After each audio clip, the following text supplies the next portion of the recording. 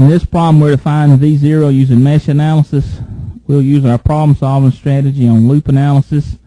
Remember, mesh analysis is one of the ways to assign currents for loop analysis.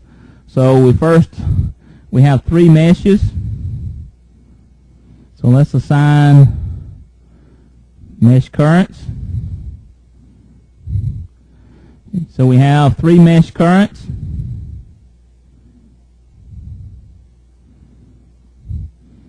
I1, I2, and I3. So we're going to need three equations.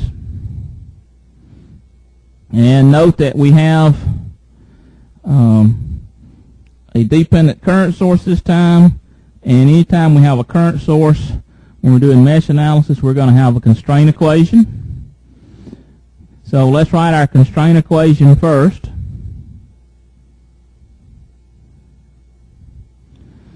And the constraint equation would be I1 minus I2 equal to the 0.5 Ix. Now if we look at our circuit here in our assigned mesh currents, Ix is equal to the negative of I3. So then we have 0.5 times minus I3.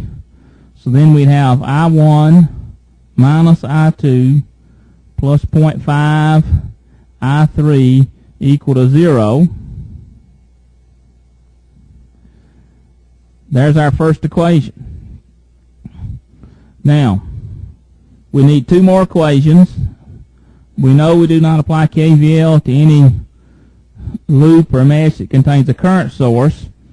We do have a mesh in the bottom right here that we can apply KVL to. So here's our circuit again. Let's label our mesh currents. Again, and what we're going to do is we're going to do KVL to mesh 3.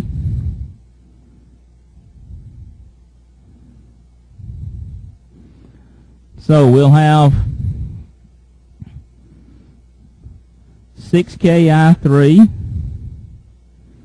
drop here, minus 8 as we come around.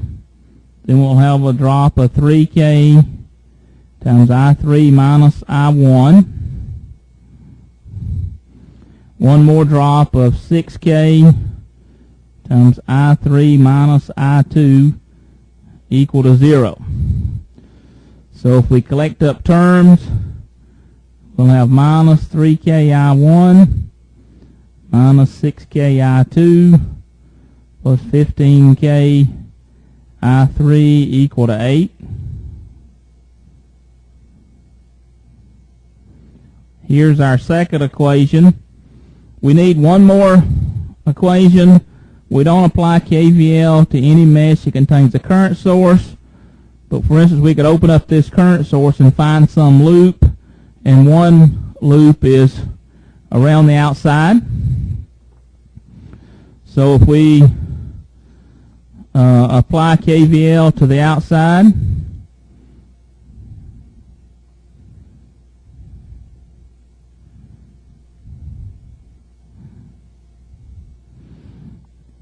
we would have a drop here, 2KI1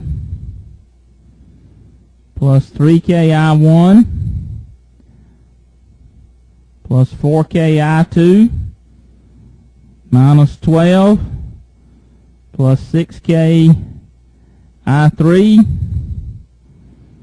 minus 10 equal to 0. And if we collect up terms, then that equation becomes 5KI1 plus 4KI2 plus 6KI3 equal to 22.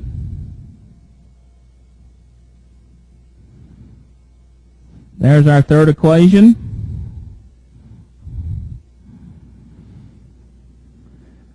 Now we're ready to solve using MATLAB. So if we look at the data we would enter into MATLAB, here's our matrix that he would enter.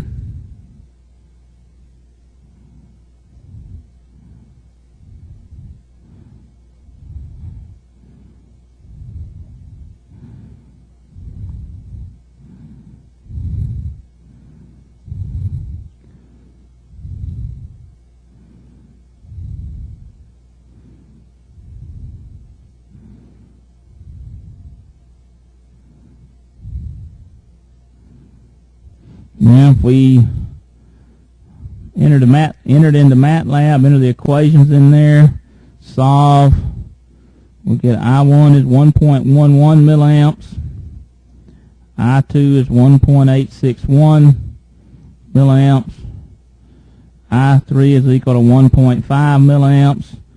If we look back at our circuit, we'll certainly see V0 is 6K I3. So then V0 is 6K times I3. 6K times 1.5 milliamps is 9 volts.